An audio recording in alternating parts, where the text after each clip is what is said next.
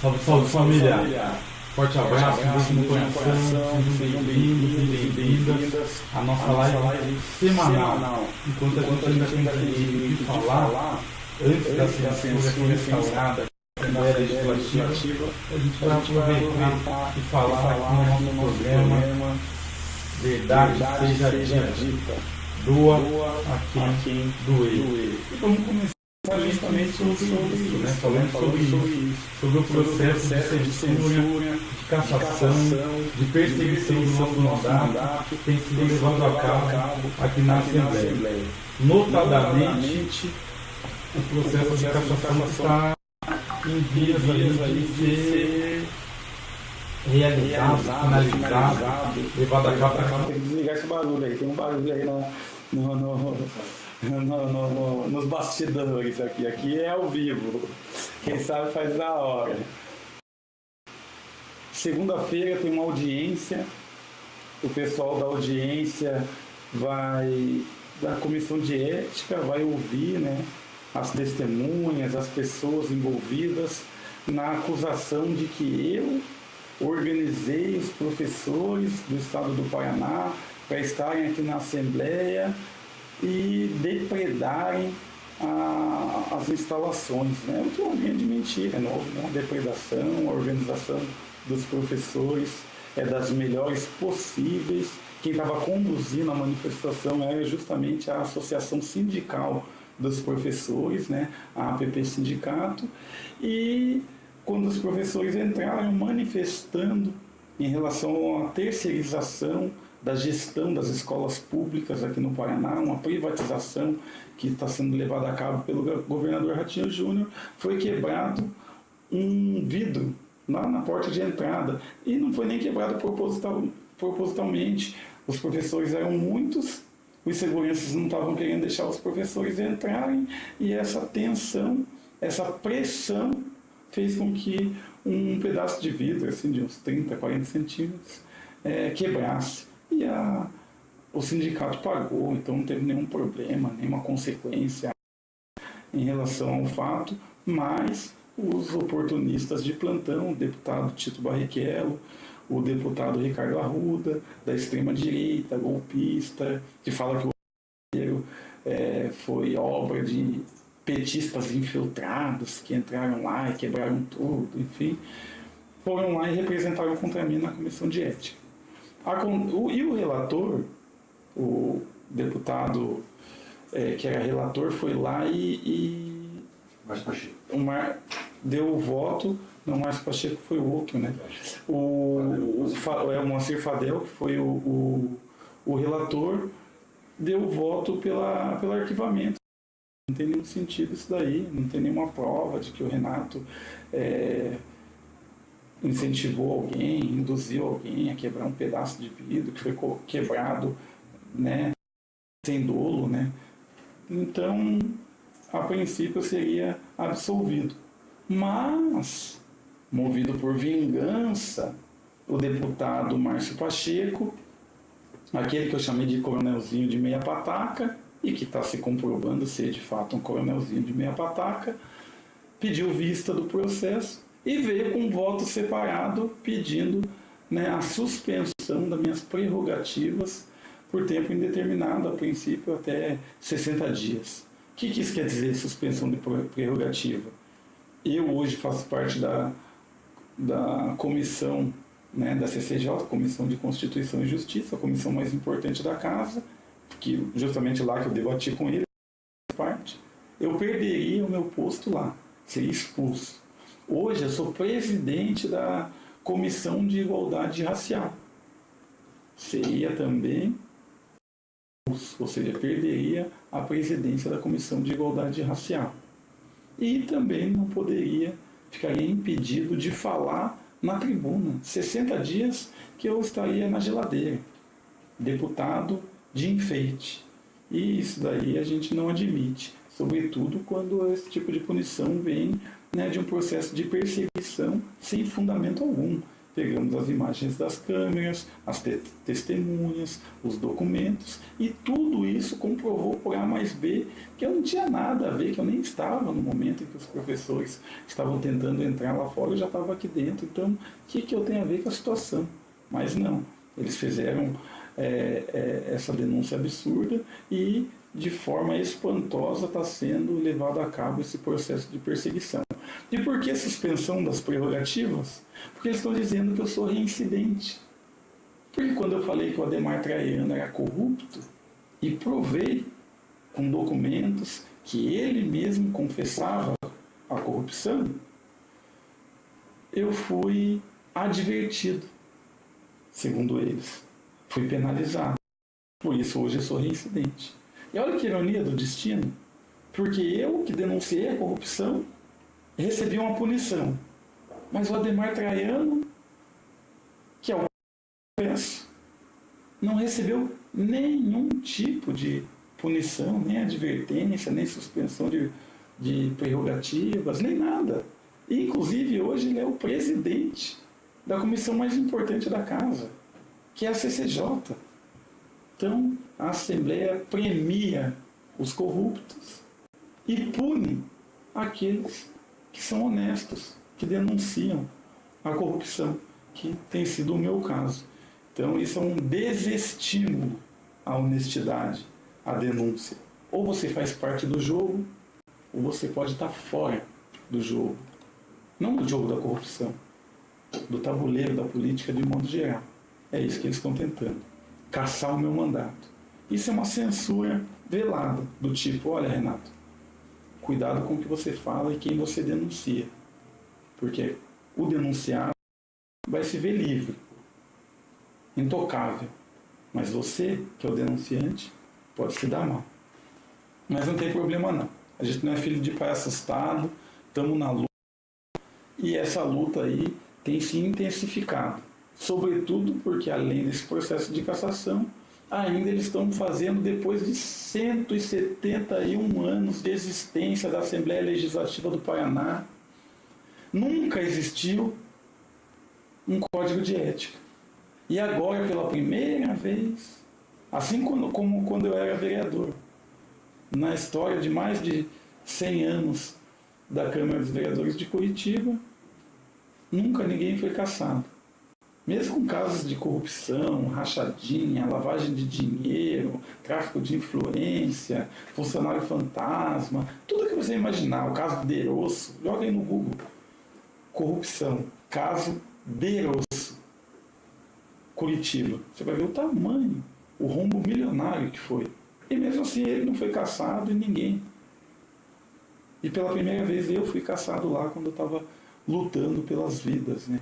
Em especial pelas vidas negras por conta da morte do Moise Kabagambi lá no Rio de Janeiro e do Quintino Correia aqui em Curitiba, um homem negro também africano, de Guiné-Bissau, que foi assassinado por grupos aí nazistas na capital, no centro de Curitiba, e não teve sequer investigação. E a gente lutou e essa luta rendeu aí essa reação dessa sociedade branca estabelecida em Curitiba, que é representada pela política da Câmara dos Vereadores, aqui da Assembleia Legislativa e também do Palácio do Iguaçu, né, o governador. E eu fui cassado. E agora esse código de ética. Que você pode pensar, Renato, mas pô, como que você é contra um código de ética, mano? Código de ética só tem a melhorar a conduta dos deputados, a atender os interesses populares. Mas não é exatamente essa a finalidade desse código de ética. Que primeiro, aumenta, exacerba, né? Exacerbar, isso mesmo, exacerba as penas, ou seja, 180 dias de suspensão do mandato, você já pode ganhar, 180 dias é 6 meses, 6 meses, segundo o regimento já tem que chamar o suplente. Então você já, na prática, você é cassado por meio ano. A Câmara funciona por 8 meses, né, de atividade útil, 8, 9 meses. Então você, na verdade, já perde um ano inteiro. Olha só que grave isso. E outra, você pode ser punido antes do final do processo, antes de você apresentar provas de defesa, de forma preliminar. O presidente, o Conselho de Ética, a Assembleia, né, podem dizer não, o que ele fez de fato já merece uma punição preventiva até que se apure o caso. Olha que absurdo. Tá, mas quais são as infrações? Atendem ao princípio da legalidade, ou seja, são prévias, escrita, estrita, taxativa e certa, definida. Esse é o princípio da legalidade, tem que ser lei prévia, escrita, estrita e certa. Vamos ver? Está aqui. Ofensas verbais.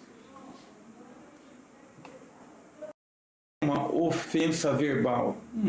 Se fosse aqui, como no Código Penal, uma injúria, uma difamação, uma calúnia, saberíamos o que é. Mas se usarem o Código de Processo Penal nem o Código Penal como referência, fica um tipo aberto. Quem vai interpretar isso vai ser o próprio presidente da casa, ou o Conselho de Ética, ou a maioria aqui na Assembleia que come na mão do Ratinho Júnior, né? Do governador, que é quem distribui o dinheiro, as emendas parlamentares, mas também os cargos, os favores e tudo mais que a gente sabe que opera no nosso país, na política dos bastidores do nosso país. Por isso, a legalidade é uma defesa para você, para mim, para todos. É uma conquista do Estado moderno, que não está sendo respeitada. Olha outra infração aqui. Expressões atentatórias. Eu perguntei para o próprio presidente da casa, isso tem filmado, o que é uma expressão atentatória? Ele tentou dar um monte de exemplo, mas não conseguiu definir o que de fato é uma expressão atentatória. Eu digo a você o que é. Você conseguiria definir para mim? É claro que não. Então isso é uma censura. Mas mais que uma censura, é uma autocensura. Porque no momento que eu não sei o que é uma expressão atentatória, eu vou começar a limitar os meus discursos, a vigiar, a me autocensurar, para não ter a infelicidade de cair na teia da interpretação arbitrária dos poderosos, que podem muito bem dizer, opa, isso que você falou aí é uma expressão atentatória. Portanto, você está penalizado. Vai ficar 1, 2, 3, até 6 meses sem o mandato. Olha que grave. Ah, não, você é reincidente. E você cometeu a infração da expressão atentatória? Então você pode ser cassado.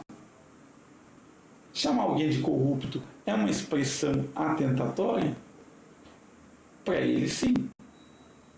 Então quer dizer que quando eu chamei o Adhemar Traiano de corrupto, e ele era o presidente da casa, eu poderia ser enquadrado naquele mesmo momento por ele. E poderia perder meu mandato. Poderia ter as minhas prerrogativas suspensas, ou seja, não poder mais falar na Assembleia. Restaria para mim a saída de ir para as redes sociais, como estou fazendo agora, e denunciar.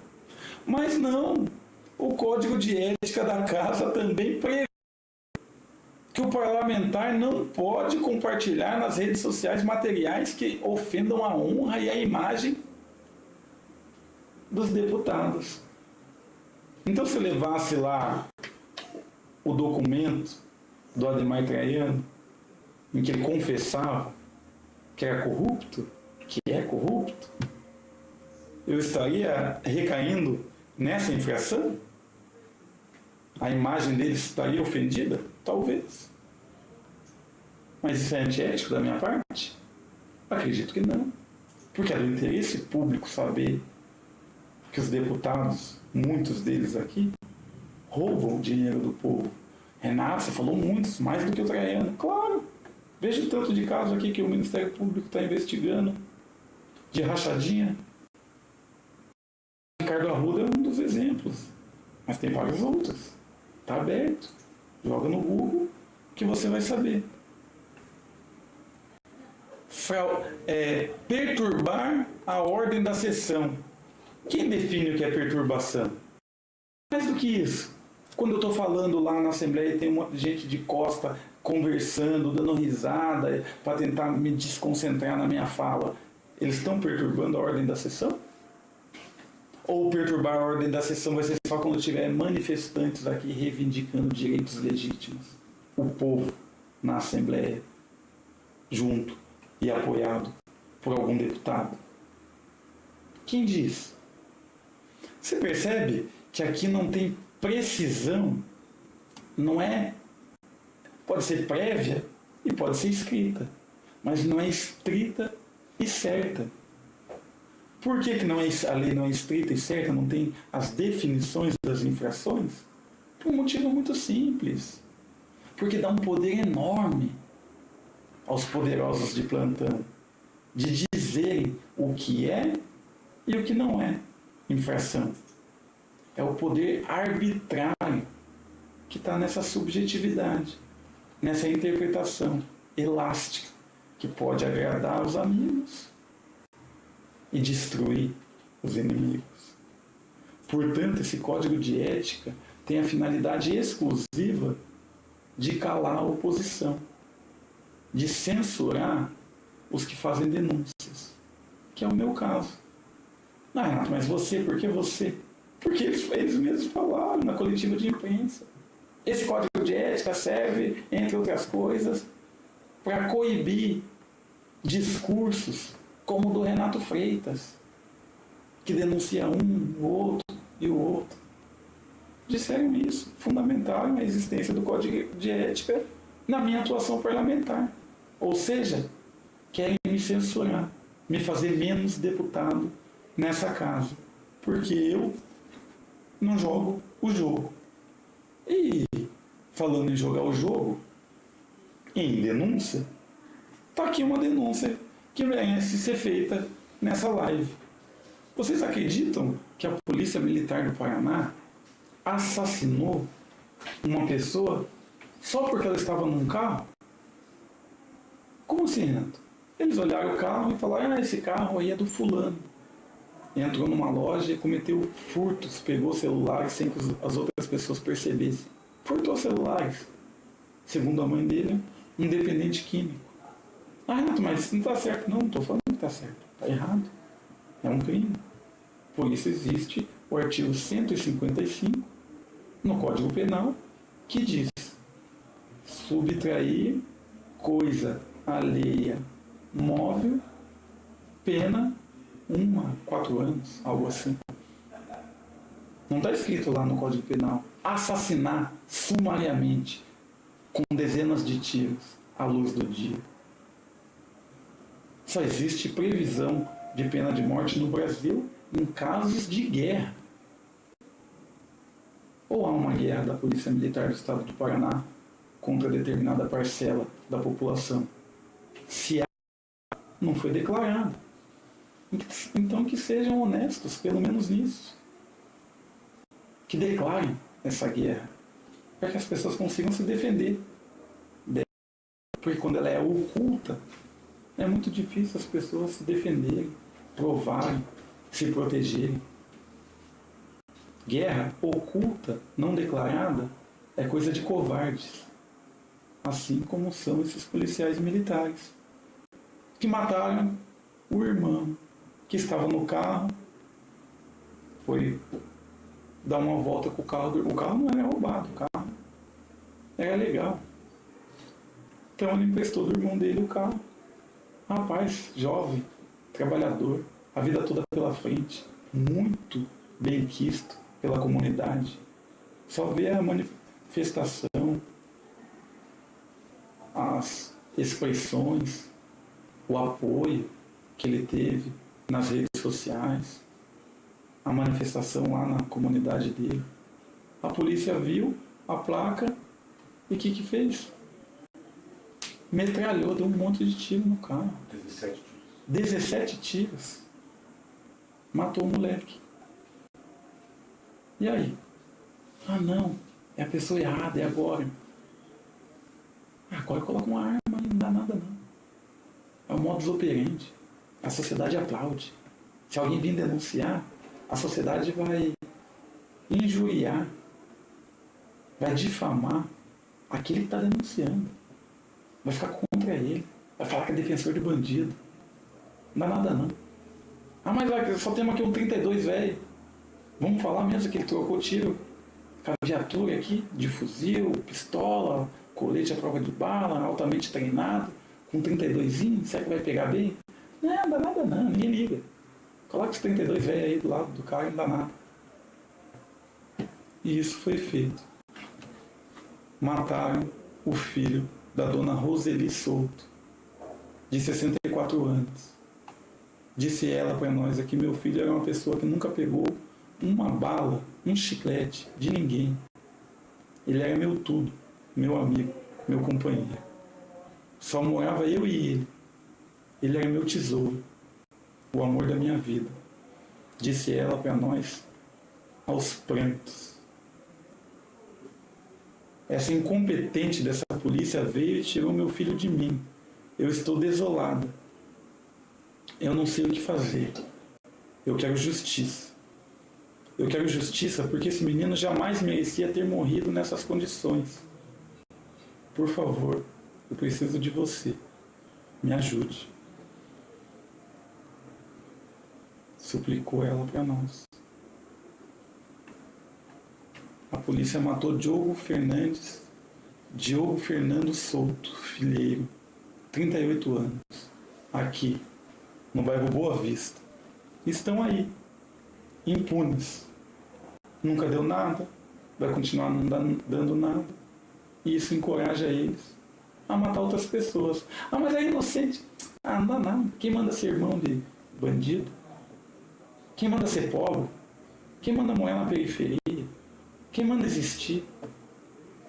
Quem que dá a carta branca para essas pessoas, para esses policiais continuarem a matar desse jeito? É o comando da polícia. Quem que é o comando da polícia? Quem que é o comandante maior em exercício da polícia militar dos estados? O governador. Então quem tem as mãos sujas de sangue dos inocentes? Senão o governador Ratinho Júnior. Ele é que pode interromper essa prática de extermínio da juventude pobre, preta, no nosso estado. E não o faz. Porque, infelizmente, esse tipo de política do extermínio dá voto. Não porque o povo tem sede de sangue, mas porque o povo está cada vez mais alienado. É feita todos os dias uma lavagem cerebral no povo. Ligue o canal ao meio-dia, os jornais policiais que dizem para Dona Maria que se o filho da vizinha dela for assassinado, for morto, for linchado, o problema da violência acaba.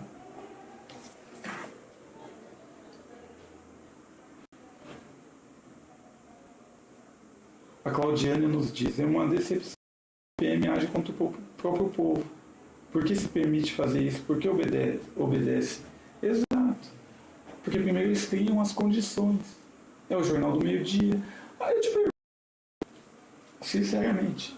sinceramente, quando o Adhemar Traiano, eu estou dando o exemplo dele porque é o exemplo que eu convivi aqui e que eu fui o denunciante. Mas poderia citar vários exemplos. Desde o Arthur Lira, lá no Congresso, até o próprio, tem o corrupto, mas sempre do outro lado tem o corruptor. O corruptor é um grande empresário da família mais rica do estado do Paraná. Família Malucelli. Alguém disse no Jornal do Meio-Dia, Adhemar Traiano, bandido, colocou a cara dele, esfregando a cara dele, falando um monte, malhando ele e no final dizendo bandido bom é bandido morto. Alguém reivindicou a morte dele? Claro que não. Nem no Jornal do Meio-Dia policialesco daqui isso acontece. As mortes que são reivindicadas, exigidas, são sempre dos pobres. É eles que são sacrificados no altar da segurança pública, em nome do novo bezerro de ouro. E a população, novamente, bate palma e prefere o Barrabás, o melhor Adhemar Traiano, ou o Ratinho Júnior. Enquanto isso, o Diogo Fernandes, inocente, vira estatística. Diogo Filheiro vira estatística. Em Londrina, a gente organizou manifestações, a gente participou de manifestações, a gente esteve presente, lutando contra essa violência policial letal.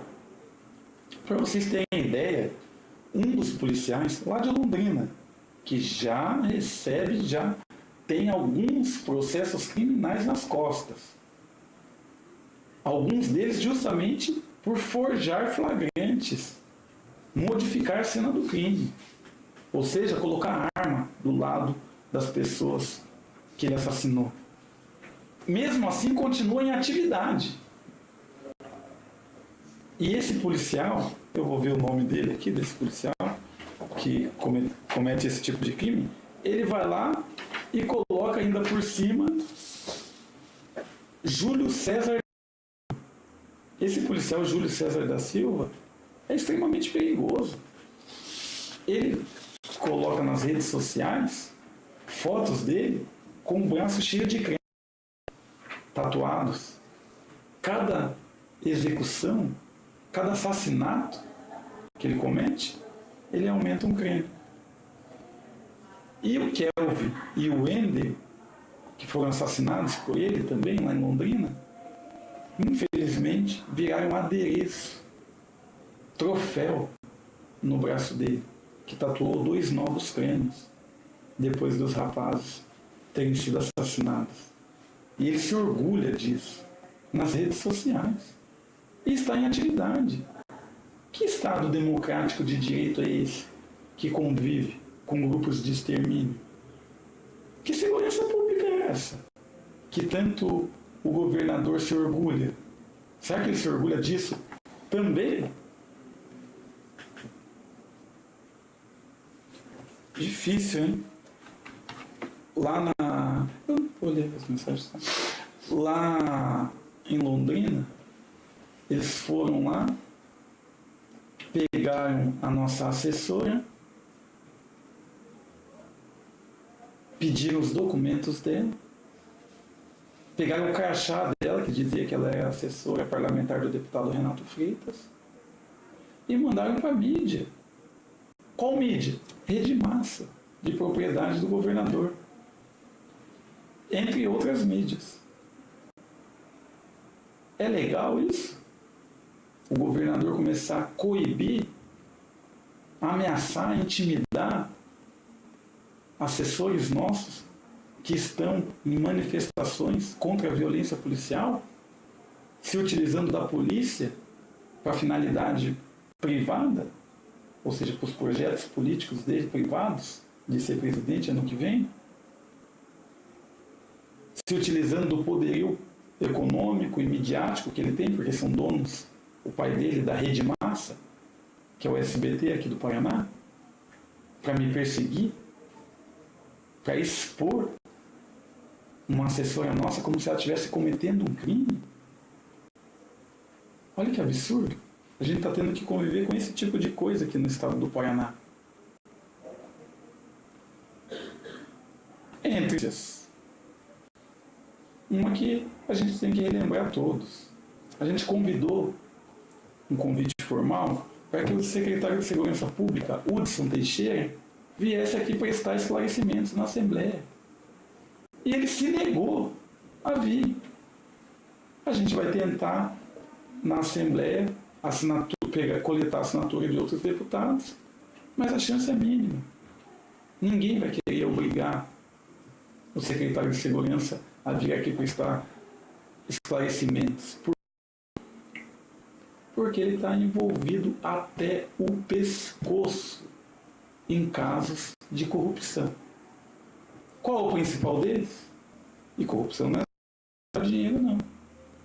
Quando você frauda, quando você assassina pessoas, quando você comete ilícitos, desde nepotismo, contratar o próprio irmão para trabalhar junto a você, até fazer transferência ilegal de presos, isso também é corrupção. E foi isso que aconteceu. O irmão do secretário de Segurança, que trabalhava com ele num manifesto nepotismo, foi denunciado por mim. E daí foi lá para a Secretaria de Previdência. Nada a ver com segurança pública. Mas mesmo assim, ainda hoje, é ele que é a pessoa número 1 que comanda o sistema penitenciário do Paraná. E se valendo desse poder, de ser irmão do secretário de Segurança Pública, mandou um e-mail com a unidade prisional pedindo para transferir um preso. A unidade prontamente atendeu, registrou, porque é ilegal, né? Ele não tem competência para isso.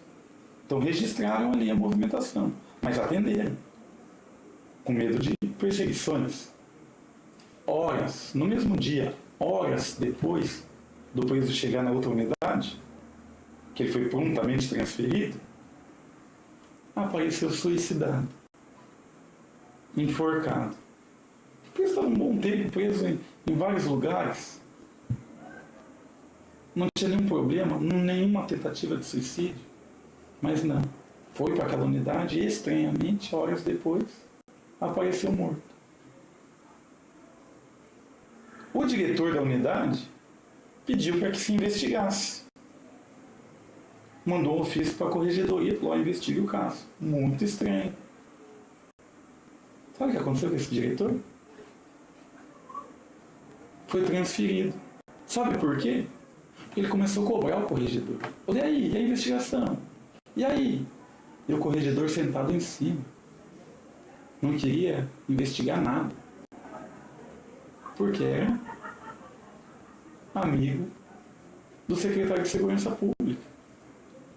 E chegou uma hora que o secretário de Segurança Pública falou: diretor, você já está chato demais, inconveniente, tchau. E removeu da função de diretor da unidade. E colocou uma outra amiga dele. E essa amiga dele, Ananda Chalegre, fez o quê? Logo que tomou posse como diretora da unidade,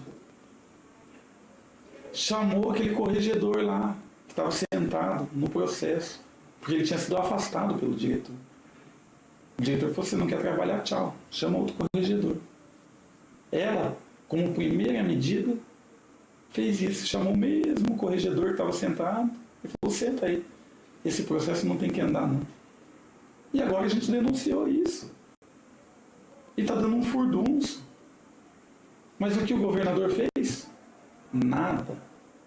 O governador é cúmplice de todos os tipos de ilegalidade que são cometidas no Estado.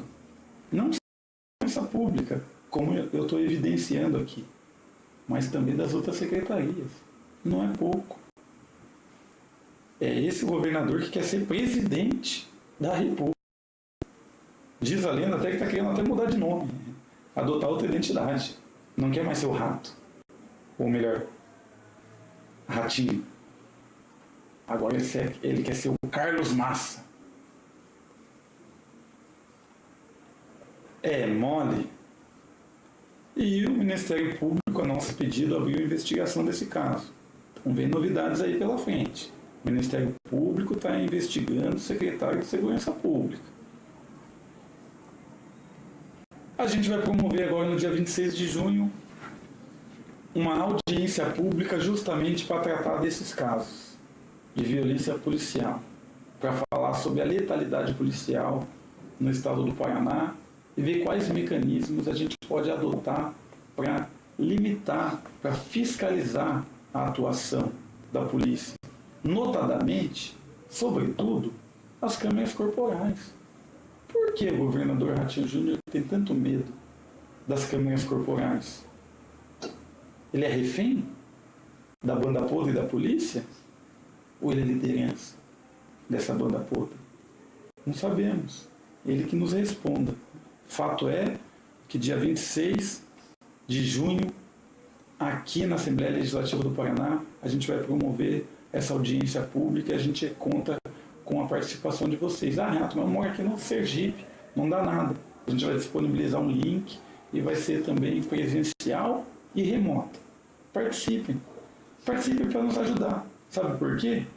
Porque a direita, os policiais, essa banda podre aqui, estão combinando de vir em massa nessa audiência pública para intimidar as mães e familiares de pessoas assassinadas pela polícia que estarão presentes. Olha que nível. Olha que falta de respeito. Você assassina o filho da pessoa e ainda persegue a pessoa para que ela não manifeste, para que ela não participe, para que ela não exija punição. Esse é o estado do Paraná.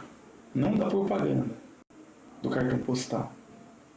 Esse é o da realidade, da vida vivida, dos mais humildes, dos mais pobres, que não são donos de latifúndio, que não são pop, que não são do agro, que são trabalhadores, das fazendas até, com mãos calejadas, que produzem a riqueza e que veem as suas vidas sendo desperdiçadas, descartadas, tratadas como se fossem sub-humanos. A gente diz não. E por isso a gente denuncia. E falando em denúncia, os homicídios que foram perpetrados contra o Kelvin e o Ender, por esses policiais militares, incluindo esse das Caveiras, estão sendo investigados pelo Ministério Público, que pediu prazo de mais 60 dias para a conclusão das investigações. Então, a gente espera que isso daí não acabe em pizza. Agora, uma outra coisa. Trocando de saco para mala. Falei aqui que eu fui caçado, né, na Câmara dos Vereadores por fazer uma manifestação e por ter entrado na igreja Nossa Senhora do Rosário dos Pretos depois da missa, né, para que ninguém caia em nenhuma fake news. E para não cair em fake news é fácil. Acessa lá o relatório daqueles que me caçaram. Não estou dizendo, não estou falando acessar minha defesa lá. Não, nem precisa. Acessa a acusação que fizeram contra mim e a decisão, a sentença que eu tive lá de cassação.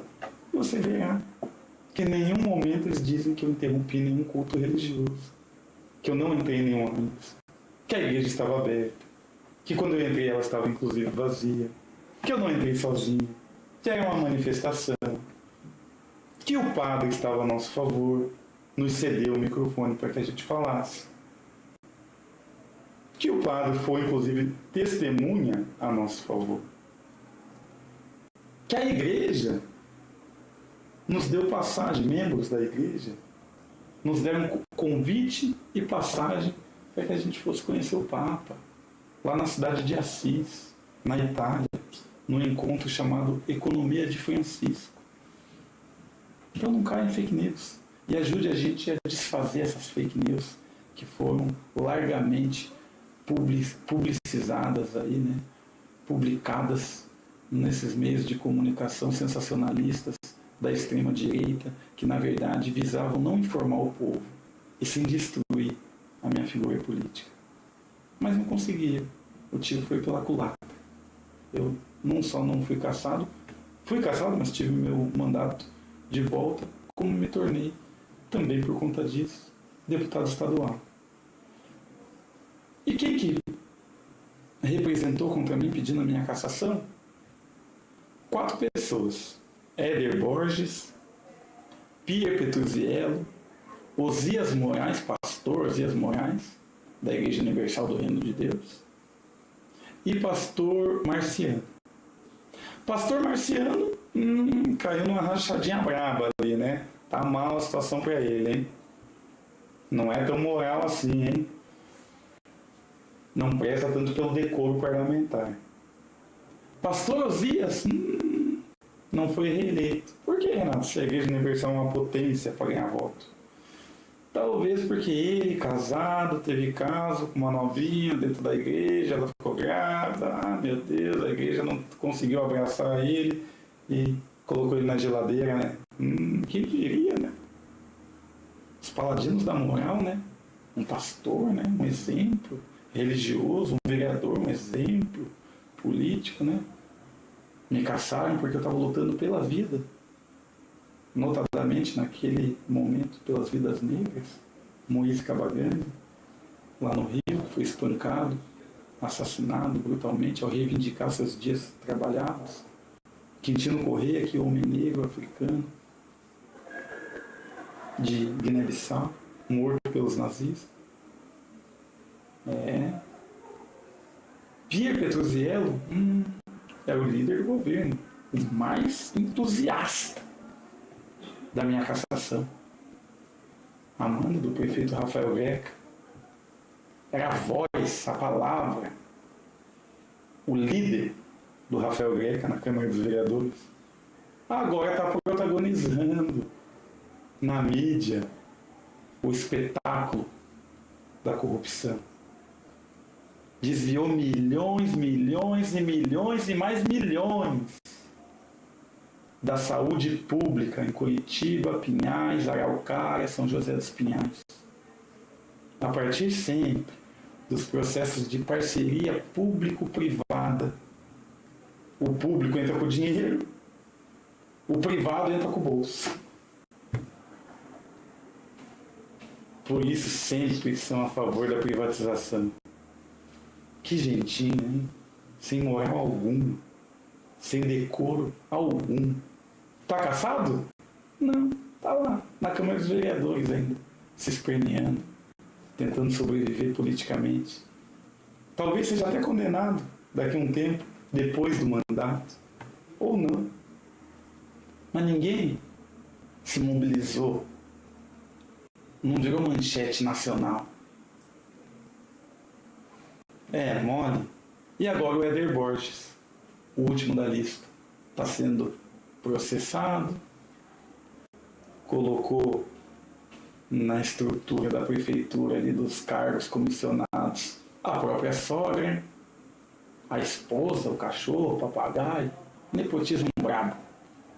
E mais que isso, ele estava sendo processado, pelo menos a vereadora Georgia Prats representou do PT, representou contra ele, pedindo uma punição, porque ele fez um discurso absurdo, dizendo que a Ku Klux Klan era uma associação de homens de bem que, por um temor justificado, se instituiu com a finalidade de desarmar as pessoas negras e perigosas dos Estados Unidos e se armar contra esse perigo iminente que representava as pessoas negras. Olha que absurdo! Esse revisionismo da história, extremamente perigoso. Amanhã ou depois, eles se criam, se constroem, renascem aqui na cidade de Curitiba, com um discurso desse. É decoroso ou é indecoroso um discurso como esse? Responda você. E o que o corregedor Sidney Tualdo disse? Embora o tema é polêmico e sensível, ele estava no exercício legítimo da função de debater políticas públicas e, portanto, estava protegido pela imunidade parlamentar prevista na Constituição Federal. Mano, é isso mesmo?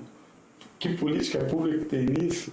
Agora eu te digo, coincidentemente, Sidney Tualdo era também o corregedor do meu processo de cassação. E contra mim, sabe o que ele falou? que eu tinha que ser caçado.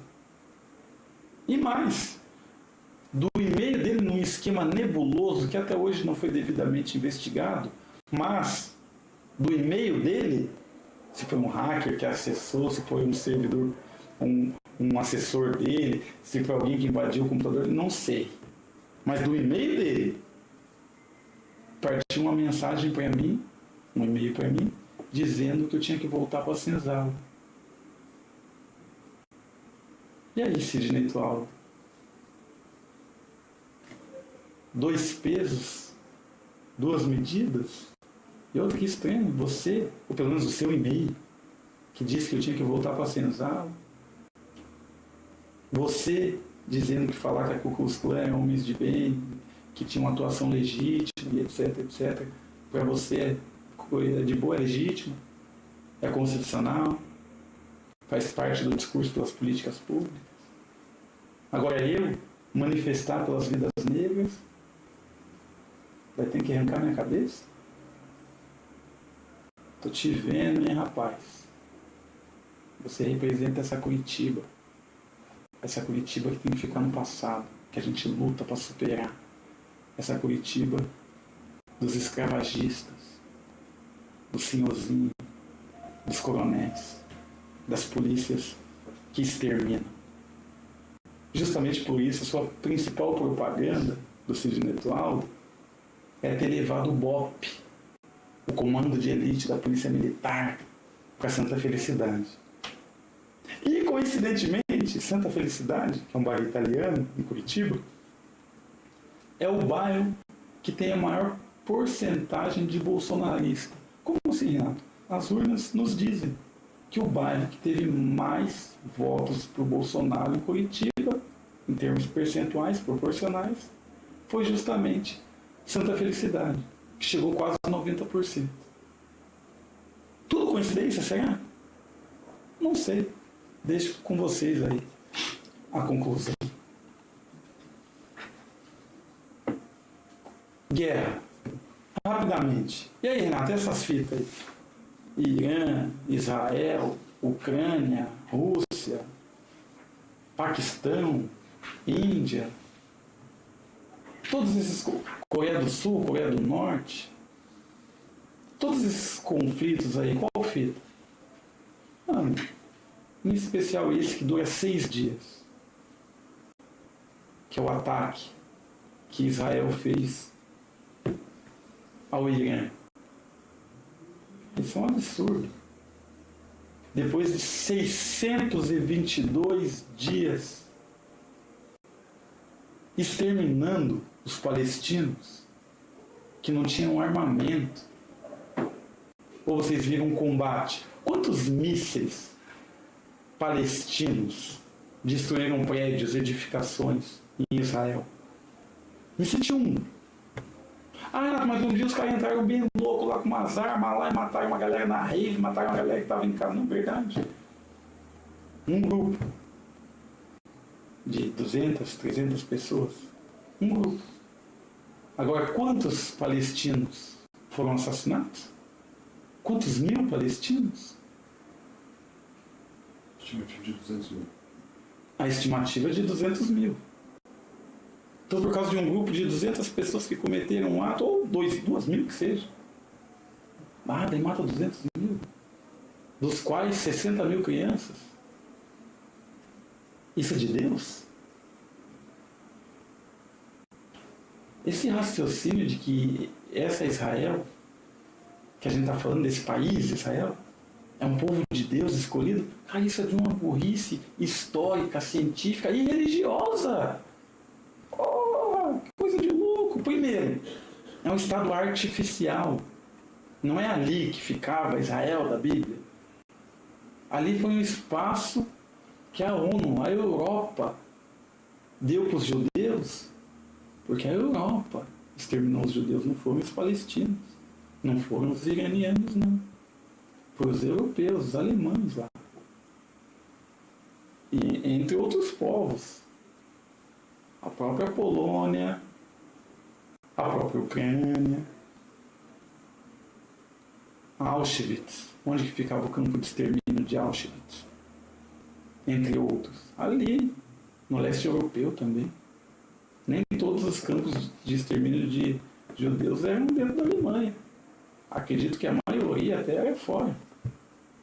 É um problema da Europa. E a Europa, para se redimir depois de ter perdido a guerra, não a Europa toda, né, mas em especial a Alemanha, fizeram um pacto e construíram em 1948 o Estado de Israel lá, que era pequenininho. Procure saber, veja no mapa o tamanho que era o Estado de Israel quando ele foi construído e o tamanho que ele está agora. Israel foi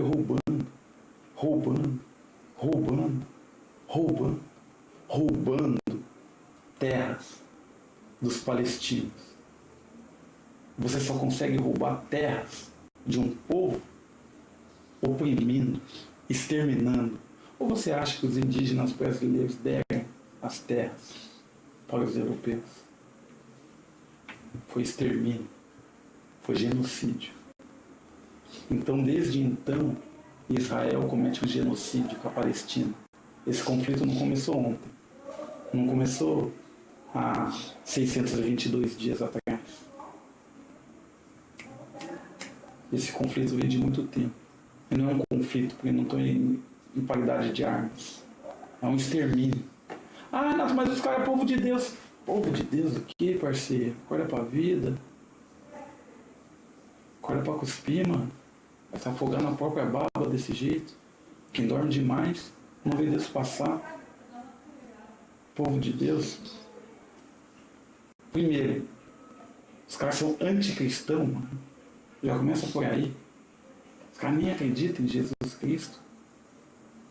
Então os caras não tem nada a ver com o cristianismo, louco. Não viaja. Segundo ponto, Israel, nem a maioria da população de Israel, do país de hoje, 2025, sujeito, nem é religioso, a maioria deles nem é religioso. Os caras são liberais, os caras são europeus no Oriente Médio, base militar dos Estados Unidos e da Europa para controlar o Oriente Médio. O presidente Benjamin Netanyahu, na verdade, tem outro nome. É Benjamin não sei das quantas. Ele é o quê? Ucraniano? Polonês? É nascido lá na Arábia, lá na Palestina, ou Israel. Mano, não viaja. Não cai na propaganda. Ah, mas mesmo assim, pelo estilo de vida do cristianismo, não, também não. Também não. Vocês religiosos não são tão contra o aborto? E por que então em Israel é permitido o aborto? Em várias circunstâncias. Ah, é, né? Ah, então... Mas a gente é contra a maconha. Israel é maconha liberada. E aí? Ah, não, mas a gente é contra o banheiro, do gênero, da ideologia de gênero, porque lá tem a maior marcha LGBT do Oriente Médio. Mano, na verdade vocês são só massa de manobra. É triste dizer isso, mas boa parte da população brasileira que defende incondicionalmente isso é porque nem entende o que é Israel. Nem sabe das características geopolíticas do país. E, de forma até, acredita que se trata de um país que está lá escrito na Bíblia, lá, povo escolhido, tal. Que tristeza, mano. Que tristeza. E isso gera o quê? Legitimação por genocídio de crianças. Religiosos hipócritas, ignorantes, legitimam assassinato de crianças. Parece até os religiosos de Israel, de verdade, da Bíblia, que legitimaram o assassinato de quem? De Jesus. Belos cristãos vocês, hein? Idólatras. Agora, passando aqui. Olha que louco, né?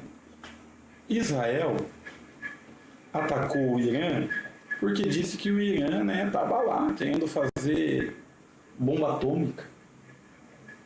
Mas o fato é, Israel tem bomba atômica, Israel não faz parte do acordo de não proliferação de armas nucleares. Se Israel não quer fazer parte de um acordo de não proliferação de armas nucleares, que moral tem Israel para atacar os outros dizendo que os outros também não fazem parte do acordo? Que hipocrisia é essa?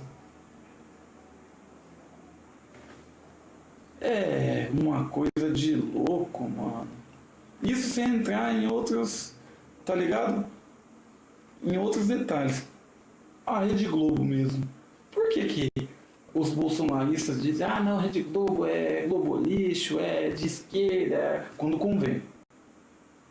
Quando convém. Porque quando convém também eles são a favor da Rede Globo. Porque a Rede Globo é pró-Israel. Tanto que um jornalista deles, o Guga Chakra, perguntou para o embaixador de Israel aqui no Brasil por que Israel tem bomba atômica?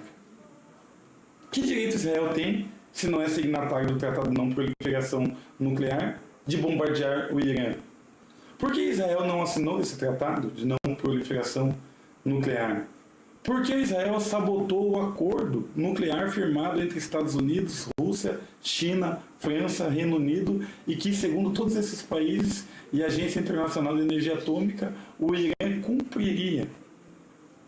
Israel sabotou o acordo que o Irã ia ter com os demais países, Estados Unidos, Rússia, China, França, Reino Unido. Sabotou, justamente para oprimir o Irã. Eles sabiam, eles estavam preparando o momento correto para oprimir o Irã, para destruir o Irã. Ah, Renato, mas lá no Irã, lá as mulheres não têm direito, não sei o que, as pessoas... E aqui, mano? E aqui no Brasil? Mulheres, homens, crianças, que direito tem as pessoas aqui que estão em situação de rua, embaixo de uma marquise, morrendo de fome, na terceira maior população carcerária do mundo, o país, em números absolutos, mais violento do mundo, se morre mais civil aqui no Brasil do que na guerra da Ucrânia? Que direito nós temos? Então amanhã ou depois alguém joga uma bomba atômica aqui no Brasil e daí os caras fundamentam lá no país deles, mas você viu, tem que jogar mesmo, porque o Brasil não respeita as pessoas, um monte de gente em situação de rua, um monte de gente encarcerada, um monte de gente sendo julgada em critérios preconceituosos por juízes que não conhecem o povo, um monte de político corrupto, mete bomba nuclear mesmo. É assim, então? Pelo amor de Deus, mano. Falar em gente em situação de rua, eu estive na China. Fui dia 6 pra China e voltei faz uns 3 dias atrás, tá ligado? Voltei dia 15. Mano, a China... Ah, não, mas a China é autoritária, Renato, é militarizada. Não sei nem que cor é a viatura da China. Não sei nem como é o uniforme do policial chinês, mano. Não vi polícia na rua. Mas não tô... não tô dizendo que eles não controlam, que não tem... Deve ter um monte de câmera. Mas aqui em Curitiba não tem uma câmera a cada esquina, anda pela rua 15. Não tem o programa Muralha Digital? Milhares de câmeras de reconhecimento facial. Aqui, Bahia, São Paulo, no Brasil todo. Se for por isso, estamos na mesma, estamos empatados. Mas aqui a cada esquina uma viatura, um fuzil. A nossa sociedade é 1000 vezes mais militarizada que a deles.